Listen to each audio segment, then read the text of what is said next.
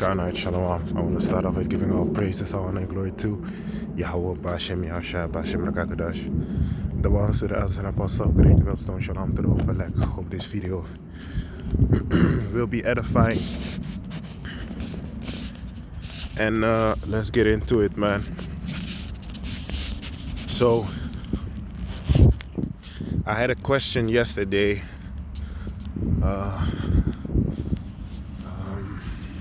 I had a question yesterday, and the question was, how do you know who wrote the Bible, right?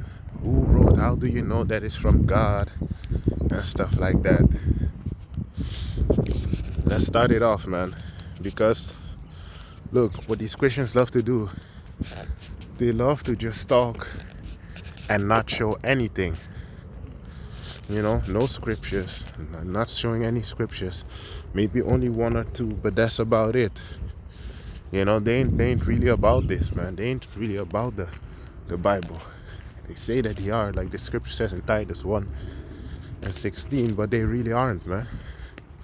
So it says, 2 Timothy chapter 3 and verse 16, all scripture is given by inspiration of the Most High Yahweh, and is profitable for doctrine, for reproof, for correction, for instruction in righteousness. You see, so all scripture is given by inspiration of Yahweh. You see, so it's of the Most High, man. It's inspired by the Most High.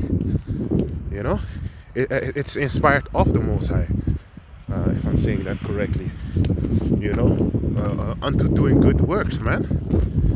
You know, and is profitable for doctrine, for reproof, for correction. You see, so this is the scriptures is given away how you're supposed to live your daily based life, man. What you should and should not do in your life, what you should keep and what you should stay away from. You know, who you should deal with and who you shouldn't deal with. You know, these are all things that are written for a reason, man. You know, now it says, hold on,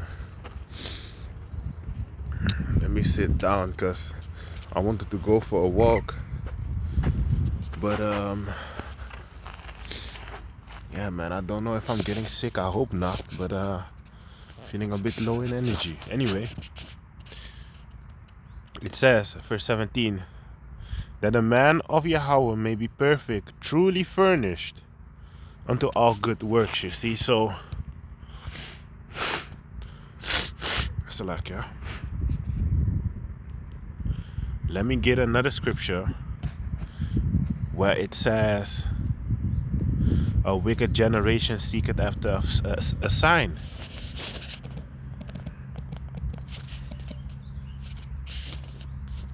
You know, because that's what they want, man. They want a sign in order to believe. But like the scripture says, if you have seen, why should you yet hope for? You know? Let me search. Let me search the scripture that I'm looking for. Give me 1 second. God, it was in Matthew.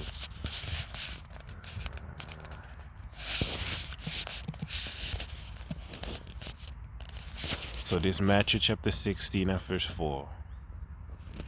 A wicked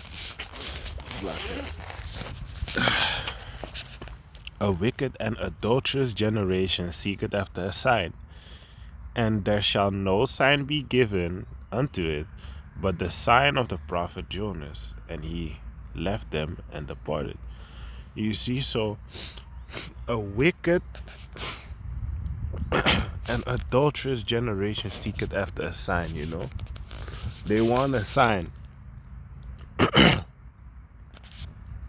They want a sign that, oh yeah, where is God? Where's the Son of God? If I don't see him, I'm not gonna believe. I've never seen God. Where is God at? And this, that. They're seeking after a sign, man. They want something to happen first before they start believing. That's the same. That's the same with these dumbass atheists that go in a plane.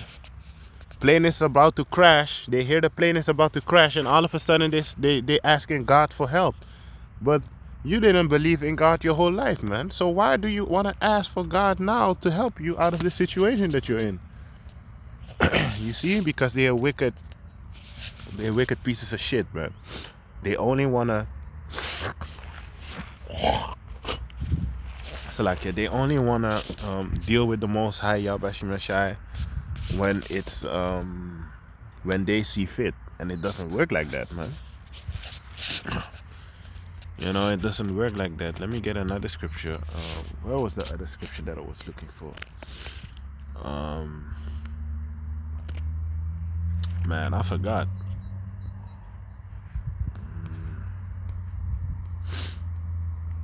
I had another scripture that I wanted to pull, but I forgot it. Anyway, let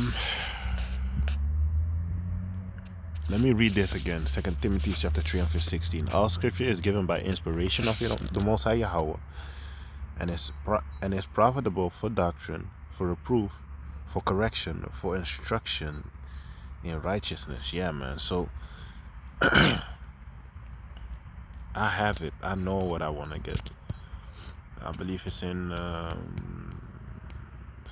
it's in the same chapter. Funny. Yeah. 2 Timothy chapter 3 and verse 1. This know also that in the last days perilous times shall come.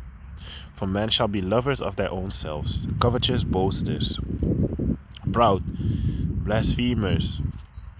That's what they'd be doing. Where's God at? If that's God, then I don't want to deal with him because he made cancer, and he made this kind of sickness, that kind of. You have these people. They always saying shit, man. They always talking shit. When someone gets judged, then all of a sudden, it's that's so sad for that person. But you don't know what that person did in his life, man, in order to deserve that kind of judgment. You don't know, man. Talking about why didn't God save this person? He was such kind-hearted and this, that, blah, blah, blah. You don't fucking know, man. And it's not up to you to know either. Like the scripture says in Isaiah, my ways, actually, another scripture that it says in Isaiah, woe unto him that striveth with his maker. You want to question the Most High? Well, destruction unto you, man. You're gonna kill yourself, man, doing that. Let me jump to the point here. Verse 4. Traders, heady, high-minded, lovers of pleasures more than lovers of Yahweh Shemashai. Right, they are lovers of pleasures more than lovers of Yahweh Shemashai, because they do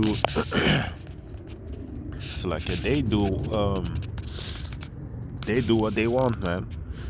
And then when they see fit, all of a sudden they wanna return and come back to Yahweh Shemashai, or try to come back to Yahweh Shemashai, or when they're in trouble, then all of a sudden they want to call on God and stuff like that. Meanwhile, God is not even his name. It's just a title, but they want to call on God. God, help me out of this situation. Jesus. All of a sudden they want to believe and stuff like that.